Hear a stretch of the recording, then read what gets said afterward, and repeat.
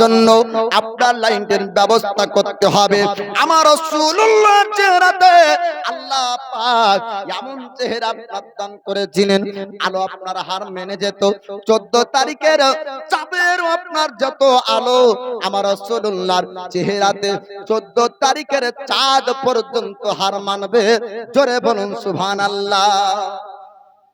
আল্লাহর পয়গম্বর মক্কার জমিনে যখন আসলেন, মক্কাবাসীরা আলোচনা করল, আজ পর্যন্ত মক্কার জমিনে এমন সুন্দর মানব আসেনি।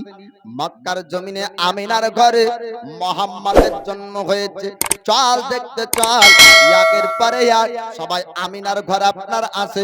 সবাই ভিড় করলো আমিনার ঘরে। আপনার সুন্দর চেহারার মানব দেখবো, সুন্দর চেহারার মানুষ দেখবি তো আই। এক অপরের মধ্যে আপনার বলাবলি করে। সবাই আমিনার ঘরে আসার পর আল্লাহর পয়গম্বরকে আপনার দেখলো। একজন দেখে আর একজনকে ডাক দেয়, আয় সুন্দর মানব দেখবি তো। মক্কায় কোন সর্দারের বাচ্চার এমন চেহারা কোনোদিন পাইনি, এমন বাচ্চার চেহারা কোনোদিন দেখতে পাইনি। এক অপরের মধ্যে আপনার বলাবলি করে আর সবাই আমিনার ঘরে আপনার ডাক দেয়। একজন বান্দি আপনার চড়তে লাগলো যে আপনার আবু লাহাবের বাড়িতে থাকতো, নাম তার হযরত সয়বা। হযরত সয়বা আসার পরে হযরত আমিনাকে বললেন, আমিনা তোমার পুত্রকে আমাকে একটু দেখিয়ে দাও, আমি সয়বা দুই চোখ ভরে দেখতে চাই। জোরে বলুন সুবহানাল্লাহ। হযরতে সয়বা দয়ার মুস্তাফার চেহারাকে দেখার পরে তিনি আপনার বললেন, আমিনা তোমার পুত্র মুহাম্মদের চেহারা এত সুন্দর চেহারা আমি সয়বা কোনোদিন দেখতে পাইনি। এমন সুন্দর চেহারা আজ পর্যন্ত পৃথিবীর জমিনে আপনার কাউকে দেখা যায়নি। ওগো আমিনা, আমি একটা কথা বলবো, যদি তুমি অনুমতি দাও। বলে কি কথা বলবা বলো? বলে তোমার পুত্র মুহাম্মদকে আমি সয়বা আমার স্তনে দুধ পান করাতে চাই। বলে তুমি রাজি আছো কিনা? হযরত আমিনা বললেন, সয়বা রে, আমার পুত্র মুহাম্মদকে যদি তুমি দুধ পান করাতে চাও আমি বারণ করব না, তবে একটা কথা শোনো, আমার মুহাম্মদ যদি তোমার স্তন থেকে দুধ পান করে তবে তুমি দুধ পান করাবে। আল্লাহর পয়গম্বরকে হযরত সয়বা আপনার কোলে নিলেন, স্তনের দিকে আপনার মুখ লাগালেন। আমার রাসূলুল্লাহ পৃথিবীর জমিনে যার সর্বপ্রথম দুধ পান করেছেন তিনি অন্য কেউ না, অন্য কেউ না, হযরত সয়বা। জোরে বলুন সুবহানাল্লাহ। দুধ পান করার পরে এবার সয়বা ছুটতে লাগলো, মালিক আবু লাহাবকে ডাক দেয়, ওগো মালিক আবু লাহাব, আপনি শুনুন শুনুন, আপনার ভাতিজা হয়েছে, আপনার ভাই আব্দুল্লাহর পুত্র সন্তান পৃথিবীর জমিনে জন্মগ্রহণ করেছে, নাম তার মুহাম্মদ। আর তার ঘরে আপনার আমিনার ঘরে সবাই ভিড় করেছে, কেননা এত সুন্দর চেহারা আপনার ভাতিজা মুহাম্মদের মতন সুন্দর চেহারা মক্কার জমিনে দ্বিতীয় কোন বাচ্চা পায়নি। আবু লাহাব খুশি হয়ে বলেছিল, ওরে সয়বা শোন শোন, আমার বাড়িতে তুই বান্দির কাজ করিস, আমার বাড়িতে তুই কাঁচাকরের কাজ করিস, আমার বাড়িতে তুই বান্দি থাকিস। আজ থেকে আনন্দের খবর দেওয়ার জন্য আমি তোকে আজাদ করলাম, আমি তোকে আজাদ মুক্তি করে দিলাম। আমার বাড়িতে আর তোকে বান্দির কাজ করতে হবে না, বান্দির কাজ করতে হবে না। আজাদ করার কারণে আমার আল্লাহ পাক ওই আবু লাহাবের সমস্ত শরীরের অঙ্গ প্রত্যঙ্গ জাহান্নামে জ্বালাবে। এখনো কবর আপনার শরীরের সমস্ত অঙ্গ প্রত্যঙ্গে আযাব হয়, কিন্তু না না, ওই আঙ্গুরে শাহাদাতে কোনোদিন আযাব হবে না। হযরত হালিমা তো সাদিয়া তিনি আপনার সঙ্গের সাথী বান্ধবীদেরকে বললেন, ওগো আমার সঙ্গের সাথীরা, বান্ধবীরা, তোমরা কি মক্কা শহর যাবে না? প্রতি বছরের নয়, এই বছরও বাচ্চা কি আনবে না? হালিমা তো সাদিয়ার কথা শুনে সঙ্গের সাথীরা বান্ধবীরা আপনার তারা বলল, ওগো হালিমা, প্রতি বছর নয়, এই বছরও আমরা বাচ্চা আনতে যাব। আপনার সবাই বের হলো মক্কা শহর শহরের দিকে হালিমা সাদিয়া এমন একজন গরিব ছিলেন যার সবারই পর্যন্ত দুর্বল ছিল, সাব্বাল সবারই ছিল না। সঙ্গের বান্ধবীরা সবাই আগে চলে গেল, মক্কা শহর আপনার পৌঁছে গেল। হালিমা সাদিয়া সবার পরে মক্কা শহরে পৌঁছায়। আপনার হালিমার পূর্বে রমণীরা যাওয়ার পর আমিনাকে আপনার বলেছিলেন, ওগো আমিনা, তোমার পুত্র মুহাম্মাদের প্রশংসা আমরা শুনেছি, তোমার পুত্রের খবর আমরা শুনলাম। এমন সুন্দর চেহারা পেয়েছে, মক্কা শহরের মধ্যে এইরকম বাচ্চা কোনোদিন জন্ম হয়নি, এরকম বাচ্চা আমরা কোনোদিন দেখিনি।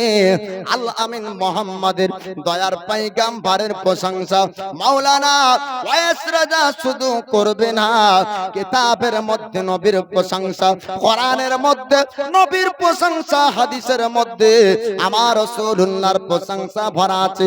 মক্কা শহরের মানুষের মধ্যেও আপনার আলোচনা ছিল, আল আমিন মুহাম্মাদের মতন সুন্দর মানুষ আমরা কোনোদিন মক্কার জমিন আপনার দেখিনি। বলুন সুবহানাল্লাহ। হালিমা সাদিয়ার সঙ্গের সাথী বান্ধবীর আপনার বলল, ওগো আমিনা,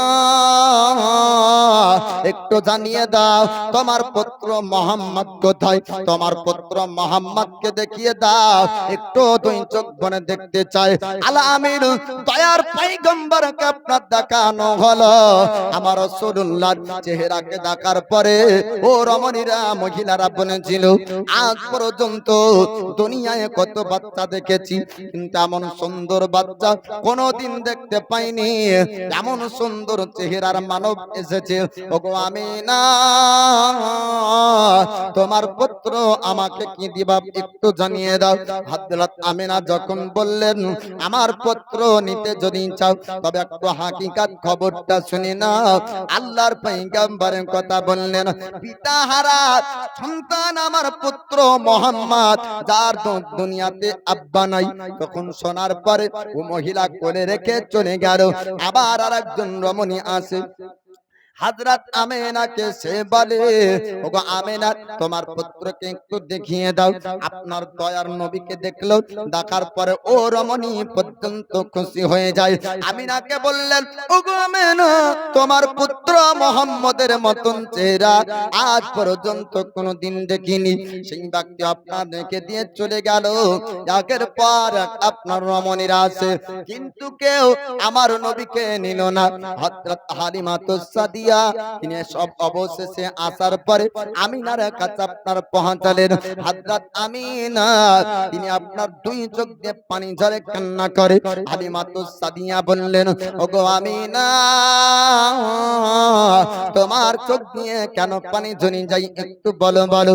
হযরত আমিনা বলছেন, ওগো হালিমা, তোমার মত কত রমণীরা তারা আসার পরে আমার কাছ থেকে কেউ বাচ্চা নিল না। সবাই দেখলো তার পিতা পৃথিবীর জমিনে নাই, আব্বা হারা বাচ্চা, এর জন্য কেউ নিতে চাইলো না।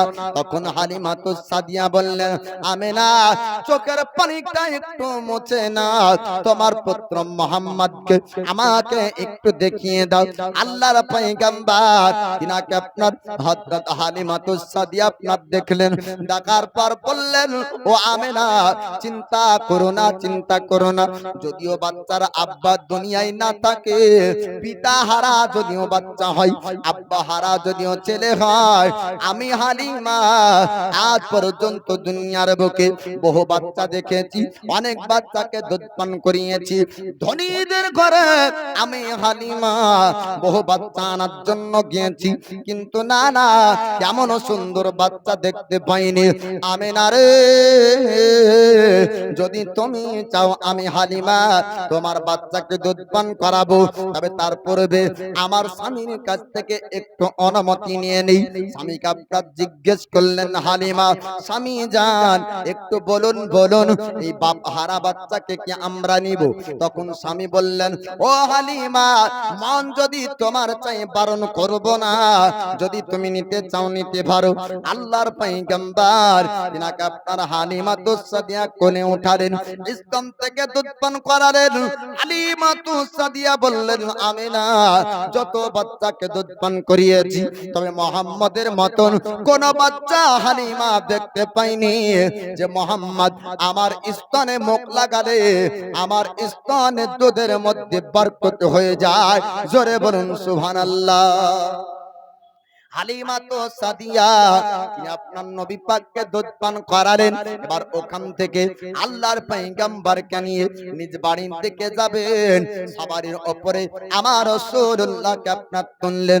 সবারির লাগাম ধরে হালিমা তো সাদিয়া বাড়ির দিকে যখন ছুটতে লাগেন, সবারির মধ্যে আমার আল্লাহ পাক আল্লাহ তাআলা এমন শক্তি আপনার বানিয়ে দিলেন, এমন আপনার ক্ষমতা বেড়ে গেল, সবার আগে আপনার সবারই ছুটতে লাগে।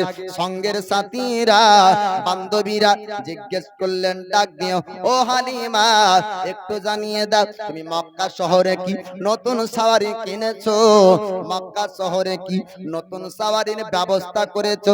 হালিমা তো সাদিয়া আপনার বললেন, না না আমি নতুন সওয়ারি কিনিনি, তবে একটা কথা শুনো, আমার প্যাসেঞ্জার উঠিয়েছি, এই প্যাসেঞ্জারের শক্তি ক্ষমতাতে আমার সওয়ারির মধ্যে সত্তা প্রতিপালক রব শক্তি বাড়িয়েছে। হালিমা তো সাদিয়া তিনি আপনার বললেন, ও আমার বান্ধবীরা, ও সঙ্গের সাথীরা, আল্লাহ পাক আল্লাহ তাআলা এই প্যাসেঞ্জারের কারণে, বাচ্চার কারণে আমার দুর্বল সওয়ারিকে আল্লাহ পাক সাব্বাল বানিয়ে দিয়েছেন। শক্তি আপনার দ্বিগুণ বেড়েছে, ক্ষমতা আপনার দ্বিগুণ বেড়েছে। সঙ্গের সাথী দেন আগ দিয়ে হালিমা তো সাদিয়ার সওয়ারি চলে যায়। যাওয়ার পরে বাড়ি পৌঁছালেন। হালিমা তো সাদিয়ার কিছু কথা বলবো। আমার রাসূলুল্লাহকে নিয়ে যাওয়ার পর হালিমা তো সাদিয়া তিনার স্তনে দুধ পান করাবেন। আল্লাহর পয়গম্বর এক স্তনের দুধ পান করেন, আর এক স্তনের দুধ পান করলেন না। হালিমা তো সাদিয়া তিনি আপনার চিন্তায় পড়ে গেলেন, কি ব্যাপার, আমার এক স্তনের দুধ পান করে কিন্তু আর এক স্তনের দুধ পান করে না। কবিরাজের কাছে আপনার যাওয়া হলো, যুগের বড় বড় ডক্টরের কাছে আপনার যাওয়া হলো। হালিমা তো সাদিয়া তিনি আপনার জিজ্ঞেস করলেন, ও যুগের বড় কবিরাজ, একটু আপনারা বলুন বলুন আমি হালিমা আমার কি শরীরে কোন রকম রোগ ধরেছে, কোন কি অসুখ হয়েছে? যুগের কবিরাজ আপনার বলেছিল, না না আপনার শরীরে কোন রকম অসুখ হয়নি, আপনার স্তনে কোন রকম রোগ ধরেনি। বাচ্চা দুধ পান করে না কেন কেউ আমরা বলতে পারবো না, বাচ্চাই নিজেই বলতে পারবে বাচ্চা কেন দুধ পান করেননি। কারণ আপনার শুনুন বাবা, আল্লাহ পাক পৃথিবীর জমিনে যাকে আপনার হকের শিক্ষা দেওয়ার জন্য জগতের মধ্যে আপনার পাঠিয়েছেন। বাপের হক সন্তান কিভাবে আদায় করবে, সন্তানের হক বাপ কিভাবে আপনার আদায় করবে, ভাই ভাইয়ের হক কিভাবে আদায় করবে, সন্তান মায়ের হক কিভাবে আপনার আদায় করবে, আপনার এই শিক্ষা দেওয়ার জন্য পৃথিবীর জমিনে আল্লাহ পাক আপনার যুগে যুগে নবী পাঠিয়েছেন। আখিরি জামানার পয়গম্বরকে আমার আল্লাহ পাক এই হকের শিক্ষা দেওয়ার জন্য পাঠিয়েছেন। ওই দয়ার নবী ও দয়ার পয়গম্বর দুধ ভাইয়ের হক কি করে আপনার মারতে পারেন? কেন না হালিমা তো সাদিয়া একটা আপনার বেটা ছিল, নাম তার আব্দুল্লাহ। আব্দুল্লাহর দুধের হক আমার রাসূলুল্লাহ মারতে চাননি, তাই এক স্তনের দুধ আমার দয়ার পয়গম্বর পান করতেন, আর আরেক স্তনের দুধ আমার রাসূলুল্লাহ ওই দুধ ভাই আবদুল্লাহর জন্য রাখতেন। জোরে বলো আল্লাহর পয়গম্বরের কথা, বাল্যকালের কথা বলবো। হালিমা তো সাদিয়া বলছেন, আমি অন্য বাচ্চাদেরকে দুধ পান করাতাম, যখন তখন আমার বাচ্চা পেট ভরতো না, ওই বাচ্চারও পেট ভরতো না। রাত্রি বেলাতে আমার বাচ্চাও কান্না করতো, আর আমার দুধ বেটারাও কান্না করতো। কিন্তু যেদিন থেকে মোহাম্মদ এসেছে আমার বাচ্চাও কাঁদে না, আর আমার দুধ বেটা মোহাম্মদও কাঁদে না। জোরে বলুন আল্লাহ পাক দুধের স্তনের মধ্যে আল্লাহ বরকত দান করেছেন। দয়ার নবী যেখানে আপনার যেই খাবারে মুখ লাগিয়ে দেয় ওই খাবার কমে না, ওই খাবার আপনার ফোরাই না। বাচ্চা কোনোদিন রাত্রি বেলায় কান্না করে না। শুধু তাই না, হালিমা তো সাদিয়া তিনি আপনার বলতেছেন, আমি অন্য বাচ্চাদেরকে দুধ পান করাতাম, আমি দোলনার উপর শুয়ে দিতাম, আমি কাজ করতাম, তারা কান্না করত, কিন্তু মোহাম্মদ কোনোদিন রাত্রিতে কাঁদে না, আর দিনেও কোনোদিন কাজের সময়ও কাঁদে না। হালিমা তো সাদিয়া তিনি আপনার বলছেন, আমি কাজ রান্না বান্না ফেলে দিয়ে আমি ছুটতে লাগতাম দোলনার কাছে, আর দোলনার কাছে আসার পর দেখতে পেতাম দোলনা যেন কে দোলনা দেয়, দোলনাতে কে যেন দোলনা দেয়, দোলনা কোনোদিন আপনার থামতো না, দোলনাতে কে যেন দোলনা দিত। হালিমা তো সাদিয়া তিনি আপনার বলতেছেন, আমি কোনোদিন দোলনা থামা অবস্থায় দেখতে পেতাম না। আমার আল্লাহ নবীর জন্য জিবরিল আমিন ফেরেশতাকে আপনার পাঠিয়ে দিতেন। জিবরিল আমিন মালায়েকা, জিবরিল আমিন ফেরেশতা দোলনার উপর আপনার দোলনা দিতেন। দোলনা কোনদিন থামতো না। আল্লাহর ফেরেশতা জিবরিল আমিন আমার রাসূলুল্লাহ দোলনার উপর আপনার দোলনা দিতে থাকতেন। আল্লাহর পয়গম্বর তিনি দোলনার উপর থাকা অবস্থায় তিনি কার সঙ্গে আপনার খেলাধুলা করতেন। আমাদের বাচ্চা যখন কান্না করে আমরা তাকে আপনার মোবাইলের কার্টুন দেখাই না, চুপ চুপ কার্টুন দেখাই। আমাদের বাচ্চা কান্না করলে দুনিয়ার খেলনা দি, আল্লাহর পয়গম্বর কোনদিন কান্না করতেন না। তবে বাল্যকালে নবীর খেলনা শুনুন, দোলনার উপর থেকে আমার রাসূলুল্লাহ কি নিয়ে খেলতেন একটু শুনুন। কিতাবের মধ্যে আপনার বলা হয়েছে আল্লাহর নবী যেই দিকে আঙ্গুলের ইশারা করতেন আকাশের চাঁদ ওদিকে আপনার যেত। বলেন সুবহানাল্লাহ। আমার নবী আঙ্গুলের ইশারা যেদিকে করতেন আকাশের তারকারা ওদিকে চলতো। নবীর খেলনা হচ্ছে আকাশের চাঁদ, নবীর খেলনা হচ্ছে আপনার সূর্য, নবীর খেলনা হচ্ছে আপনার নক্ষত্র। আল্লাহর পয়গম্বর দয়ার নবীর দুধ পান করার মৌসুম যখন শেষ হলো, হালিমা তো সাদিয়া আপনার নিয়ে যাবার পরে এবার আমিনাকে দিয়ে আসবে, রাস্তায় আপনার চলতে শুরু করলেন। আমিনার কাছে আসার পর হালিমা তো সাদিয়া বলে, আমিনা তোমার বাচ্চা আমি তোমার কাছে দিতে চাই। হযরত আমিনা বলে, ওগো হালিমা আমার বাচ্চাকে কেন দিবে বলো? বলে দুধ পান করার সময় শেষ হয়েছে, নিয়ম অনুযায়ী আপনার বাচ্চাটাকে দিতে হবে। বলে বাচ্চার আচরণ কেমন পেয়েছো? বাচ্চাকে পাওয়ার পর খুশি কেমন হয়েছে বলো? হযরত আমিনার সামনে হালিমা তো সাদিয়া বললেন, ও আমিনা তোমার বাচ্চা যেদিন থেকে আমার ঘরে গিয়েছে, আমার ঘরে সেই দিন থেকে বরকত হয়েছে, আমার ঘরে রহমত আল্লাহর হয়েছে। কেননা যে উটনি আমার ঘরে দুধ দিত না, আমার উটনির দুধ আমরা নিতাম, নেওয়ার পর স্বামী পান করত, আমি পান করতাম, দুধ শেষ হয়ে যেত, আমার বাচ্চাদের পেট ভরত না। কোনদিন বাচ্চারা পান করলে আমি আমার স্বামী পান করতে পেতাম না। ওরে আমিনা যেদিন থেকে মোহাম্মদ আমার ঘরে গিয়েছিল সেই দিন থেকে কোনদিন উটনির দুধের মধ্যে কমতি হতো না। আমরা স্বামী স্ত্রী পান করতাম, সন্তান সন্ততিরাও পান করত, কিন্তু কোনদিন দুধ ফোরাতো না। জোরে বলুন সুবহানাল্লাহ।